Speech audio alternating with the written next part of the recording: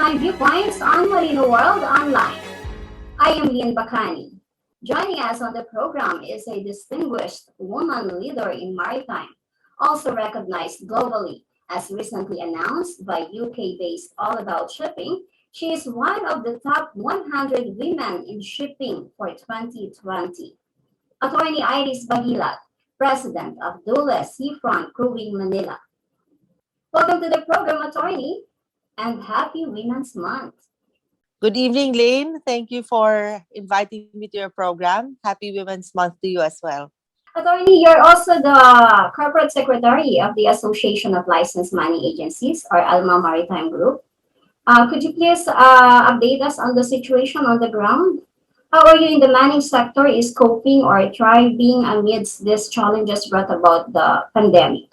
It has become a bit difficult because of the GCQ that was, I think we were told last Monday that we are now under GCQ. So that has impact on the off-signers and on-signers that are foreigners.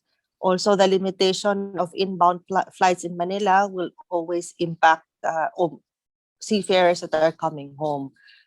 This is the difficulty that we are facing at the moment, plus the issue on vaccination. We still don't have a clear direction on whether our seafarers will be vaccinated for free and when. If there is a limit on inbound flights, that means fewer planes will come to Manila. The vessels are all over the world. If there will be no flight, that means the seafarers, the Filipinos, will not be able to come home. Even if the Philippine government is saying OFWs are not restricted, that is okay, that is very good. But if there are no flights because it is not feasible to fly into Manila with limited capacity and it is not commercially viable for the airlines, then we in shipping have a problem. Because then our seafarers who will disembark all over the world will not be able to find flights that will bring them home to the Philippines. That is primarily the issue that we are facing with the limitation of inbound passengers in Manila to 1,800 a day. This is a crew change problem. Indeed, you work at the forefront of the country's efforts to answer the pandemic's challenges, especially in the ensuring humanitarian crisis on crew change. Together with other money agencies, ITF and IMEC, please tell us about this private initiative. The ITF and IMEC, they are now from union and from the employers council. They have come together to create a facility, a quarantine facility that's internationally recognized and will set a gold standard for shipping. Thankfully, they've decided to do it first in Manila, and I am part of the working group, the core group here in Manila. So they have started a facility in St. Giles with AMUSUP as a secretariat, and we have had this process since October, November last year. It is now actually being well received, and many other companies, shipping companies, have joined and sent their seafarers through the ITF IMEC facility at St. Giles. The SG Star Fund, along with many other port states, have recognized this facility as a crew safe facility for Filipino on-signers. So it's really a difficult situation for the industry. As a woman top executive, how do you perform the balancing act, addressing the concerns of our ship owners and then our seafarers and their families as well? Primarily, I do not see that there is an inherent incompatibility because it is to the best interest of our vessel operations that we really take care of our people. Only when they are cared for are they able to perform very well on board. So there is no there's no need to balance in that sense, because there's no reason for us to drive them into exhaustion, or to not make sure that they are rested, or that they are off the ships when time is up. That is recognized already in our industry, that they have to be cared for, that we follow statutory guidelines, because those have been studied to avoid fatigue, to avoid incidents on board. An exemplary in negotiation, corporate strategy, manning, international shipping, risk assessment, policy development, and legal writing. Attorney Iris Baguilat holds a Master's of Laws focused in marine and the environment. She also served as the chairperson of the Maritime Law Association of the Philippines, or MARLO. After the break, we'll talk about the pending bills in Congress and Senate, which when passed and implemented, may have implications in the industry.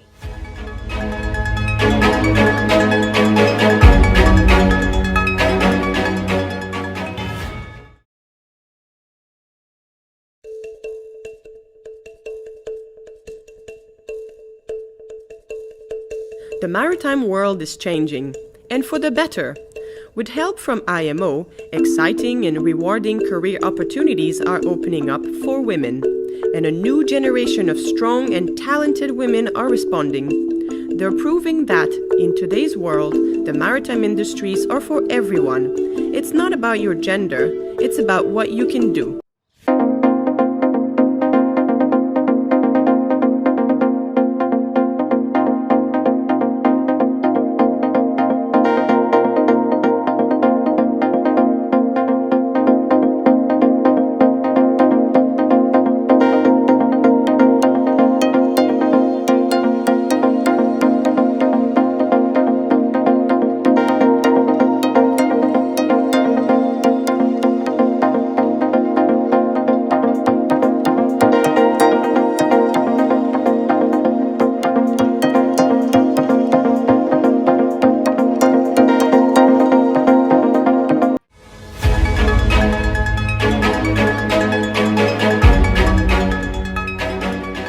Attorney, what are your thoughts on these pending bills in Congress, like the vaccination for our seafarers? I have a summary of the bills that we will discuss. We have House Resolution number 1473, filed by Marino Party List. This is to recognize or prioritize seafarers in the administration of vaccines. But this is just a resolution. This we agree with. However, we would like to see that this resolution hardens into an actual law, so that it becomes binding to parties. And this is what we expressed during the hearing, technical working group hearing in Congress with the party list, as our representatives in Congress, to ensure that, one, we are we I mean by that I mean the seafarers are recognized as frontliners, and that they be given the necessary priority free vaccines for the time to for this time. And I am happy that they did file House Resolution number 1473. Still, I repeat, we would appreciate if this will be pushed into an actual, or hardened into an actual law. That has to take center stage at the moment. We are now in A4, a category, part of the economic frontliners. So A1 will be medical frontliners. A2 will be senior citizens. A3 will be persons with disability or conditions. And then the fourth will be us, the frontliners, economic frontliners. And then fifth will be the indigent population. So we are far too low in the chain to be able to get support. What we wish is that instead of A4, we get pushed up to A1. because in A1 you have frontliners and health workers. You have health professionals and non-professionals like students, janitors, barangay health workers, nursing aid. This is part of your A1. Your seafarer is not in this category yet. Medicines coming into the Philippines, medical equipment are all shipped. Your fuel, they are carried by vessels. Your food in your grocery, it's carried by vessels. And if this global supply chain is bogged down, or we're unable to participate there, then we will not be able to feed or cure our people. And this is very problematic. So what we wish is that for the seafarers, as a health work, as a frontliner, should be pushed up in the priority population to A1. Now, if I can move to the other bill, which is the mandatory vaccine, we had an opportunity to speak at the technical working group when they were looking at the mandatory OFW Health Immunization Act. As ALMA, we expressed our lack of support for this bill because this is not, there were so many reasons presented by the resource persons during the technical working group.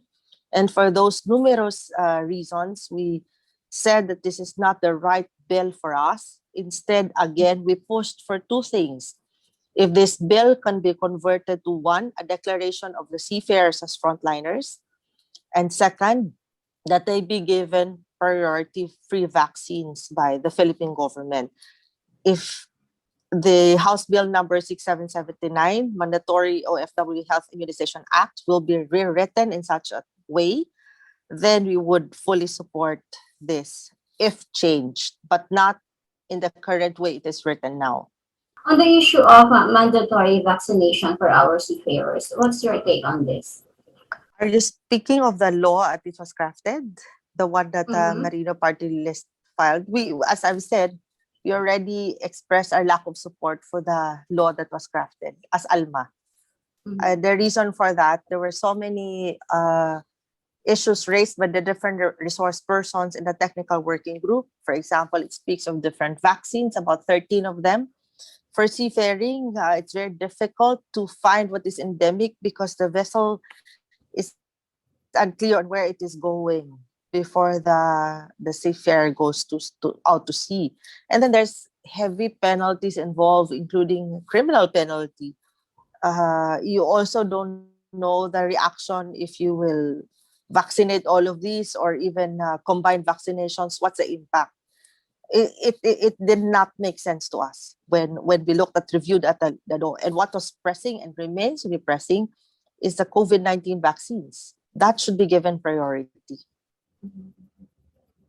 Uh, on COVID-19 vaccines, were there ship owners already pressuring you to vaccinate your Yes, sailors first yes, before going on board? yes. Because we are now, I mean, for every time there's a new deployment, the other labor supplying countries are already vaccinating their people. So you are looking at China, you are looking at Romania, Poland, India. They're already vaccinating their people. Philippines is not. I think Myanmar has started. So if seafarers will all be will need to travel to protect them, they have to be vaccinated. In the Philippines, there's no vaccine. That is now a concern, and it's still not definite where we are and when we can vaccinate our seafarers. And this sector, the global supply chain depends on our seafarers. So if they are not vaccinated, if they will continue to be at risk at sea, then the most likely scenario is that they will get other nationalities rather than Filipinos who cannot have access to vaccines. just in case the government cannot shoulder anymore the cost of vaccination for our seafarers, are you from the private sector willing to shoulder it? I cannot speak for everyone, Mhm. Lynn. So that is a difficulty. Maybe there are some who will, some others will not. But if you are in policy making, you don't create a policy out of an exception. At risk will be the global supply chain, where workers will not be available to push vessels, which will push the transit of medicines, food, fuel all over the world. That is the first one. The second one, also income of our seafarers or Filipino people at the policy level that you have to protect. And third, if they are unable to travel because they're not vaccinated. And third one, um, also the risk to their health if they cannot give them vaccines. You are just speaking of Filipinos that are not a lot in number. We are speaking of hundreds of thousands of Filipinos, not millions. And yet, if it look at it in an economic point of view, for investment of a few to vaccinate them, equivalent to their contribution to how many families versus the economic contribution, it is not rocket science to say that at a policy level, this should be given priority, this sector. About this pending bill again by the filed by the Marino Party List, House Bill number 8690, establishing the Maritime Workers and Seafarers Administration. Mariwasa, have you looked into this, attorney? Then I think you are also speaking about House Bill number 8690, which is the Maritime Workers and Seafarers Administration Act. We already have Marina RA 10635, which is the Single Maritime Administration of Marina. We have already sufficient policies and regulations from these agencies like CHED, OWA, and PUA to look at the education, welfare, and compliances to international regulations. What we lack instead is the push to increase the competitiveness of Filipino seafarers. The bills are intended to solve problems. But in order to solve the right problem, the right questions have to be framed. What is the problem? And I think in order for a bill to be effective, the right questions have to be asked first. What is our problem? Why are we losing on competitiveness? Number two, why is the focus on policing the seafaring sector instead of focusing on facilitating its growth, the seafaring sector. We also would want to look at a review of the policies that will make us a preferred labor supplying nations and not to lose our ground as we have. We now have serious deployment issues. This is widely cited all over. Is this COVID related or is there something else? And that we have to revisit. And to have effective laws, we have to look at the problems again. And I think what is besieging the drafts that we have now is that there is no real hard look into what the problem is. In the shipping lingo, it's root cause, what is a problem, you frame it well, then you look into the root cause, then you look at how to correct that problem, and then how to prevent a recurrence. This should be the steps that we have to look into as an industry, together with our representatives in Congress. And I think you also asked about the Senate Bill number 1949, Department of Overseas Filipinos Act of 2020. I have seen it. I think I have an opportunity to speak before Senator Riza Ontiveros on this, if this is the same bill. That was the Magna Carta. But on the Overseas Filipinos Act of 2020, still, same question, what is the problem? Is it smart to lump the shipping industry with the land-based industry? What is the commonality of the two? Are they facing the same problem? So only underlying common ground is that both of them, both sectors are going out of the country. But are they facing the same problems? Will this bill solve the problems? For maritime, we are already heavily regulated widely. No matter where the crew is, there's always protection. Because regulation in maritime is prevalent. It has, some have even become customary law, meaning there is no need for a new regulation. It has hardened into customs, so it will be applied wherever the ship sails.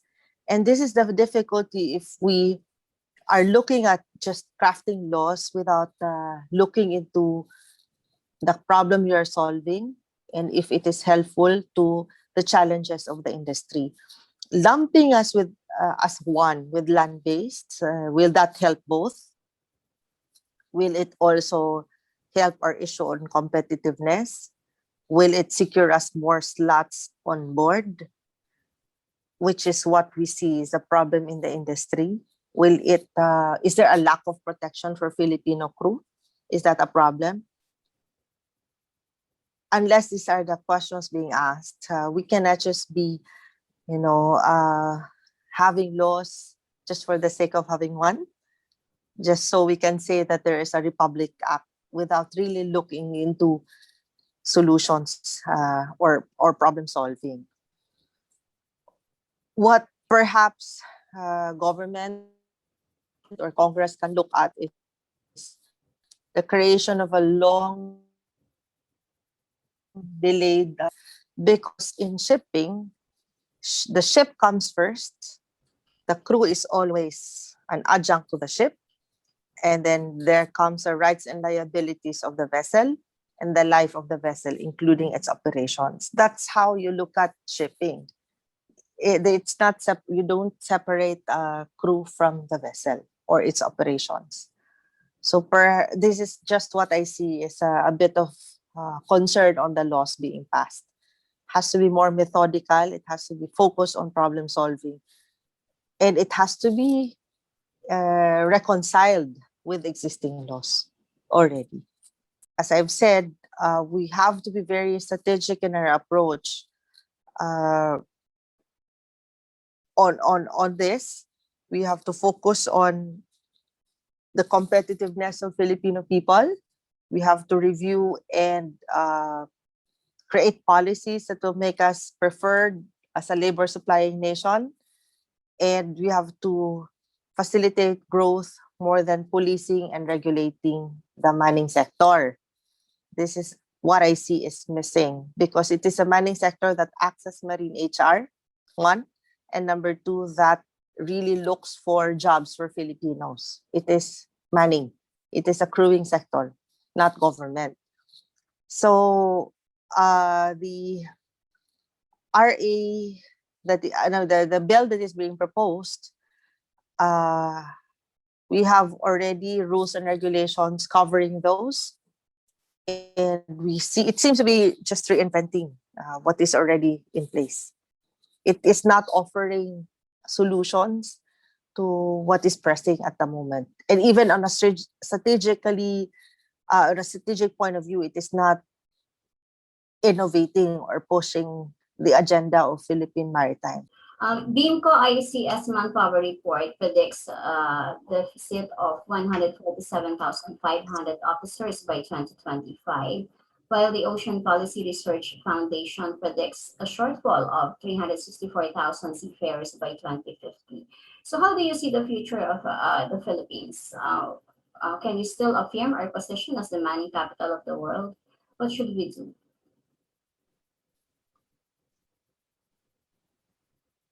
That will take a lot of political will to retain that, because at the moment we have turned into a very punitive industry. where there is no support for seafaring, especially for the on the side of those on the manning side, for example. It is very stringent, and it's heavily regulated. But at the same time, uh, you also need to facilitate employment of people to retain your position. For you to become an officer, you have to be employed first, right? If your employment is at risk because policy is not in place, or that there are impediments to your employment to go on board, then how will you gain the necessary experience to level up in your career? That's what I have been saying to you, that for us to retain our manning position, we have to be very strategic um, as a nation. And this means government has to take center stage to really get a clear idea, why is our seafaring deployment very low at this stage? We have to be able to answer that.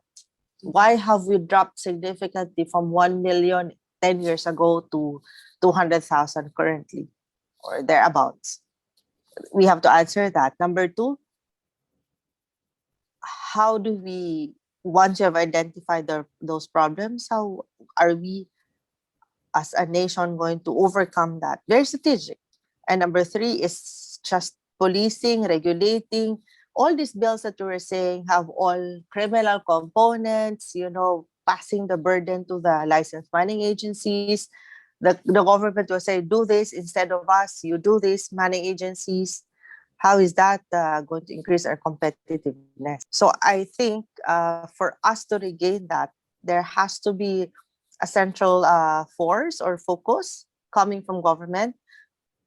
Like India, when they said we will overtake the Philippines by this year and be the leading maritime nation in the world, or labor supplier, then you see all the ancillary processes happening to be the leading supplier.